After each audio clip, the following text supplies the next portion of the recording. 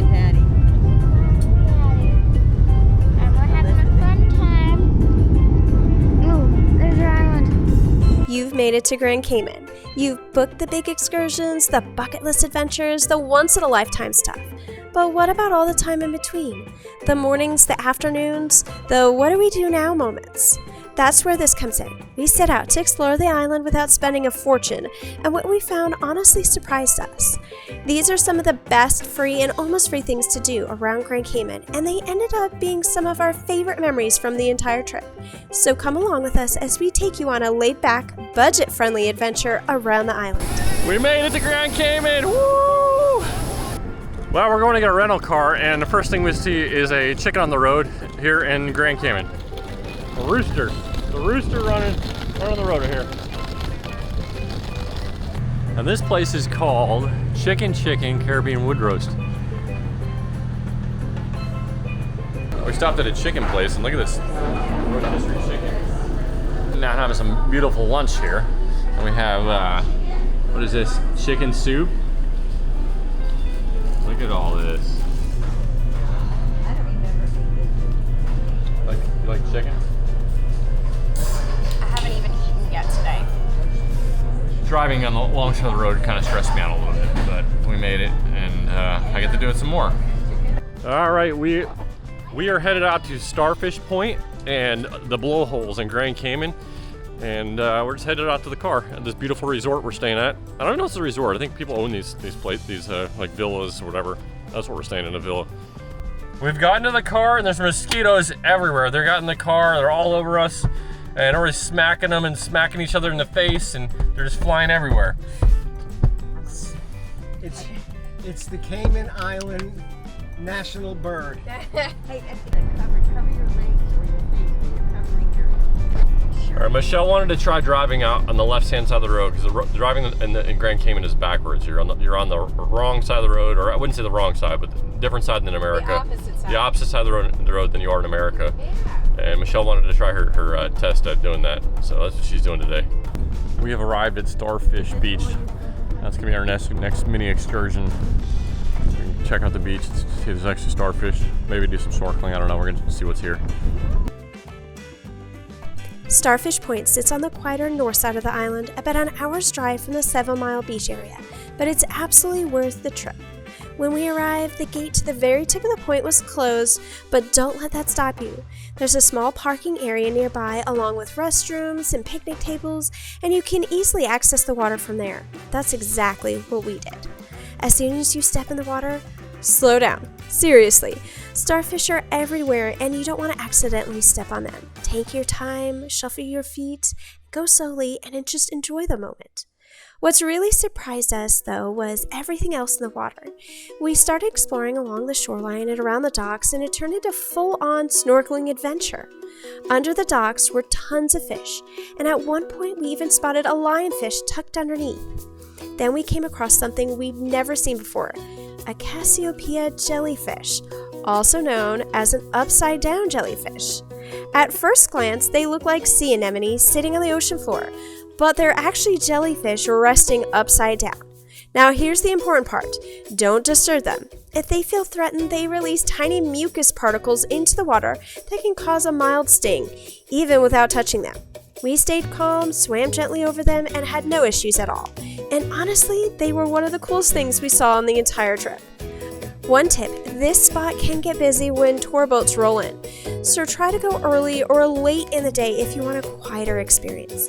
Either way, the amount of life and color here makes it an incredible place to snorkel, and there are also a ton of fish and fish breeds here. It was such a great day.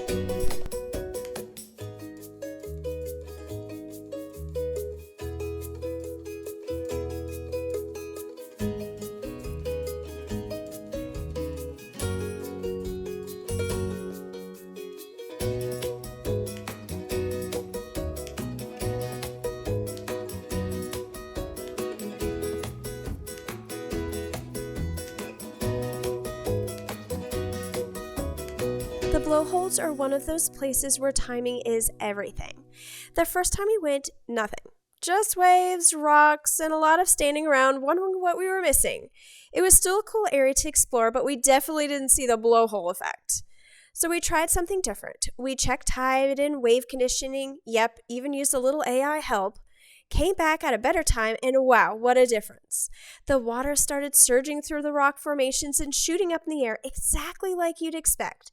Totally worth the second trip. If you go, be careful. The terrain is very rocky and uneven, and it's easy to lose your footing if you're not paying attention. But while you're there, slow down and look around. There are tide pools everywhere, and they're full of small sea life. It's one of those simple stops that becomes really memorable when you hit it at the right time. Now we're back at the blowholes and we want to see if they're blowing, and it looks like they're blowing real good. We came at a great time.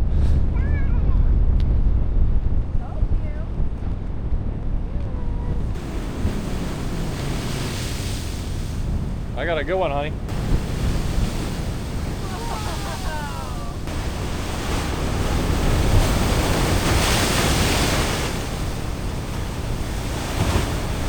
Woo! Oh, there's another big one, girls.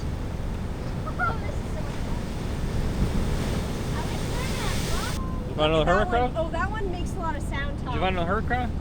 This is crazy. This one's got like a misty, blowy craziness out of it. It's like a, almost like, oh, here we go. Ready?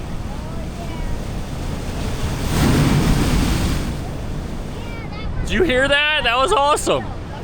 But here, yeah, we're finding hermit crabs all over the place. It's little hermit crabs. Did you find some? There's one right here, guys. Look. There's tide pools here. Like my favorite thing ever. There's all kinds of cool stuff in it. Where? Right here. See him watch. Ready? I'm gonna move it. Ready? There he goes. There he goes. Whoa.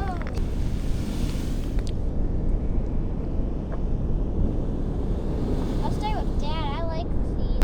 Oh, look, he's coming out so much. Hi, little buddy. Not too close, it gets blurry. Not far from Starfish Point, you'll find Rum Point, and this place has a completely different vibe. We were lucky enough that our villa was right next door, so getting there was as easy as a short walk. And because of that, we found ourselves going back over and over again. It's the kind of place where you can spend an entire day without even trying. There are beach chairs, floating rafts, and calm, shallow water that's perfect for families. There's also a beach bar, food, a small gift shop, and a pavilion where you can rent gear or book activities. And one of the coolest parts, a lot of excursions actually leave from here.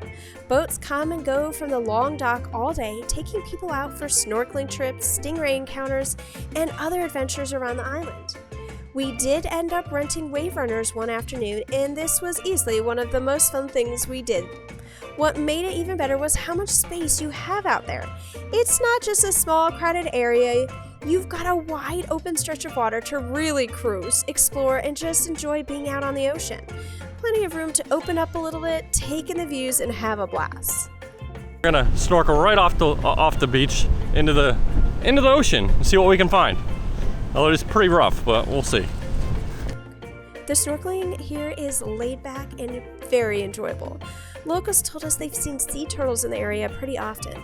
We didn't get that lucky this time, but there was still plenty to see. Tons of colorful fish moving in every direction, and closer to shore, patches of seagrass filled with tiny schools of fish. One important tip, boats do pass in this area, so make sure you're making yourself visible. We used a bright pool noodle and kept parted above the water the whole time. Simple, but it works. You can also rent some equipment like a floating ball so that you're visible in the water. It's just one of those easy, relaxing places where you can spend hours without even realizing it.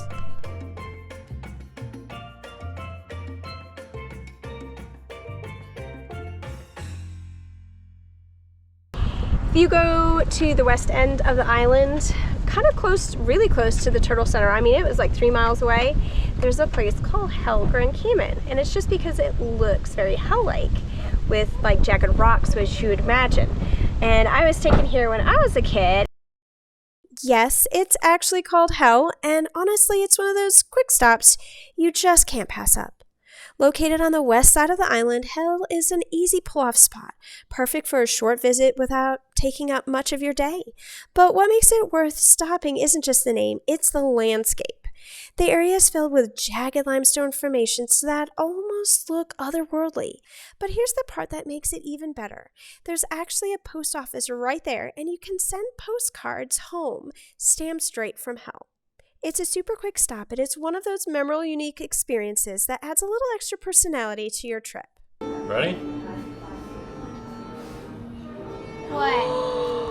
Oh What? my god. I don't see anything. Oh, he's so adorable. cute. He's so tiny. He looks scared. Well, yeah, wouldn't you be? He's like, oh my gosh, where am I? It was dark. Ooh. Don't scare him, because I don't want to let him in the house. Is that pretty cool, girls? You want to see him outside, so I don't actually let him go in? Can you open the door for me? Because I can't. I can't. If you're traveling with kids, don't forget, sometimes the best moments aren't even planned. All around the island, there's wildlife waiting to be discovered. Lizards darting through the trees, hermit crabs along the shore and the sidewalks, unique birds flying overhead. It's everywhere if you slow down and look. Grand Cayman isn't just about the big excursions. Some of the best experiences are the ones that cost nothing at all. You just have to go out and find them. We are headed out. We are headed out on a safari around the island. We're gonna see what we're gonna find, because there's all kinds of wildlife for us to see and find. And Ava's gonna be the guide. Ava, do you want to be the guide? Yeah, sure. Where's the guide? So we found a hermit crab, and make sure to watch out for these tiny little spiky things that just got poked. And it's a little hermit. Here you go. Bye-bye. Put him in a safe place. Someone could step on him. Where are you gonna find? Everybody, if you go to Grand Cayman, make sure to look at the palm trees. We found 2 iguanas in a tree. Not right now. It was maybe, how many days ago? It was a few days ago. We found 3 days. on the green leaves. Yeah. So make sure to look in the palm trees, and yeah. That tiny lizard's gonna be a mile away. It's blue.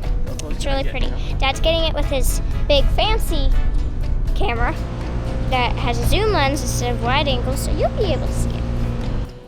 We found another hermit crab.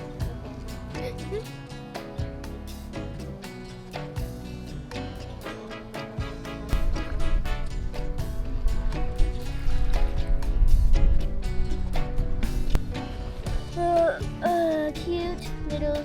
Good job. Yeah, keep spinning your hand. Keep spinning your hand. Good job. There you go. Keep spinning your hand. Oh, I see a big one. Look for hermit crabs and animals. I'll grab it. Bring it over. We'll have friends. We have friends. I got 2 of them. That one's huge. Look at this guy. I think this is the one that. Whoa. Look at him.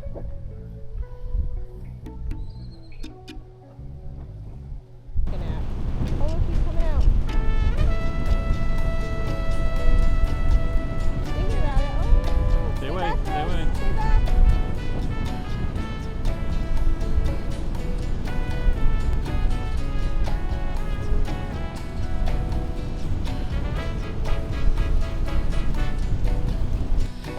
We just found a really cool lizard. Now that Elizabeth's chasing in the bushes. See if I can get him on camera. See. I'm gonna turn this way. Maybe we'll look towards the camera. Oh, he ran off. He's still there. He's gonna be in the bushes soon, though. I don't know if you saw him run past the camera, but he was pretty fast.